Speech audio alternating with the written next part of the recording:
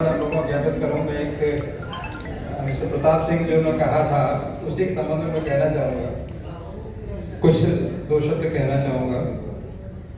हम लोग लोधी राजपूत जो एक जाति थी, हम लोग थे बेसिकली खेतिहर लोग थे, और खेतिहर होने के बाद हम लोगों ने अपना एक सोचा कि हम अगर नौकरी में जाएं गवर्नमेंट या प्राइवेट में तो हमारा कुछ भला होगा, तो हम वहाँ गए। लेकिन इससे भी आगे एक चीज होती है कि हम बिजनेस में जाएं। जैसा कि उन्होंने कहा कि हम सर्विस करने वाले न बन के सर्विस प्रोवाइडर बने। इस बारे में मैं दो उदाहरण प्रस्तुत करना चाहूँगा कि एक जगह एक नया ऑफिस खुला, काफ़ी साहब लोग आए उस ऑफिस में, उनको अच्छी सैलरी मिलती थी, और एक बेचारे कुछ कम पढ़े लिखे थे। उन्होंने क्या किया, उस ऑफिस के सामने एक समोसे की दुकान रख ली, एक कढ़ाई रख के तलने लगे, समोसे की दुकान रख ली। समय चलता गया। करीब 20-30 वर्षों बाद देखा कि जो साहब वहाँ आए थे वो तो रिटायर हो गए। तो उनको जो अपना सेवारत में पैसा मिला वो मिला, लेकिन जिसने वो चाय की समोसे की दुकान थी उसने एक बहुत बड़ा रेस्टोरेंट खोल लिया। उसने कहा कि देखिए साहब, आप एक इंजीनियर बन के आए थे, एक साहब बन के आए थे, आप एक बड़े साहब होकर रिटायर हो गए, लेकिन अगर कल आपका बच्चा शुरू करेगा तो उसको भी उसी नीचे श्रेणी से शुरू करना पड़ेगा जहाँ से कि आपने शुरू किया था या और किसी ने शुरू किया था। लेकिन मेरा बच्चा जो बात शुरू करेगा वो इस रेस्टोरेंट के मालिक की तरह से शुरू करेगा।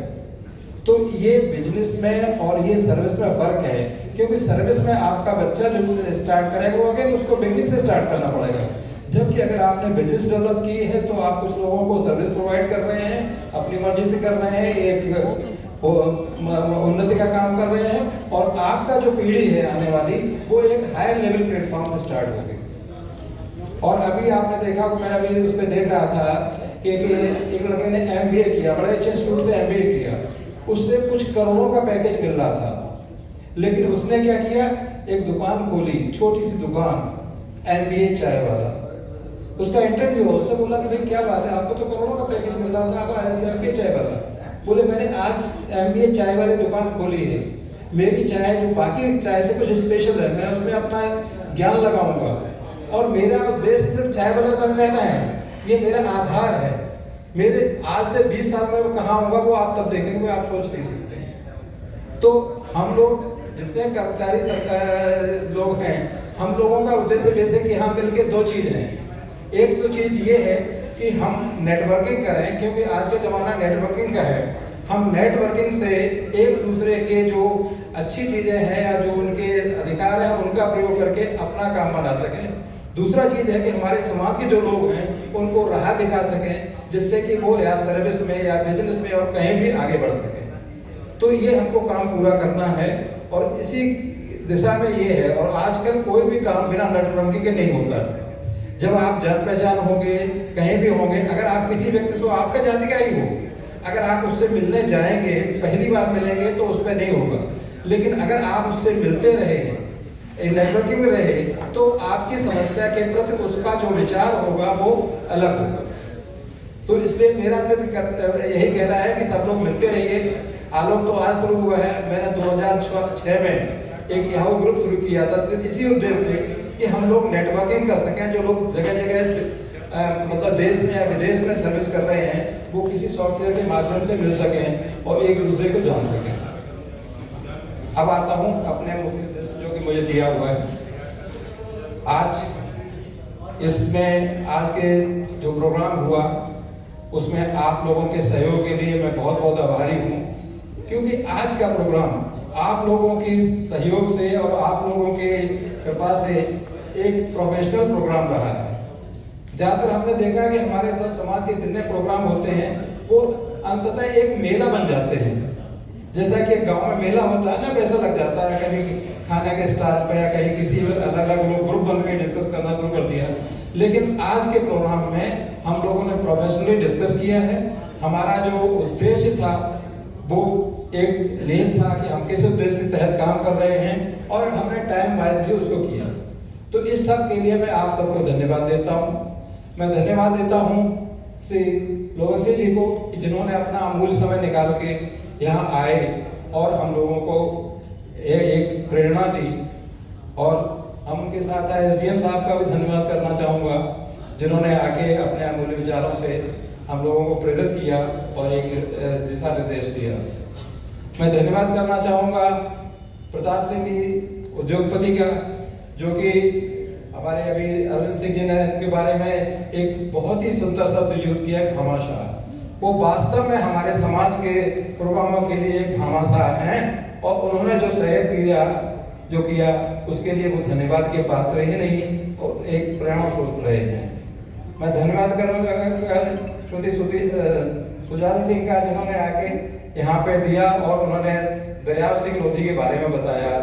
दरियाव सिंह लोधी उन्हीं की प्रेरणा से और उन्हीं के वजह से आज ये हुआ है कि बैकवर्ड कमीशन ने वहाँ के फतेहपुर के DM को चिट्ठी लिखी है कि भाई आप इस पर ध्यान दें।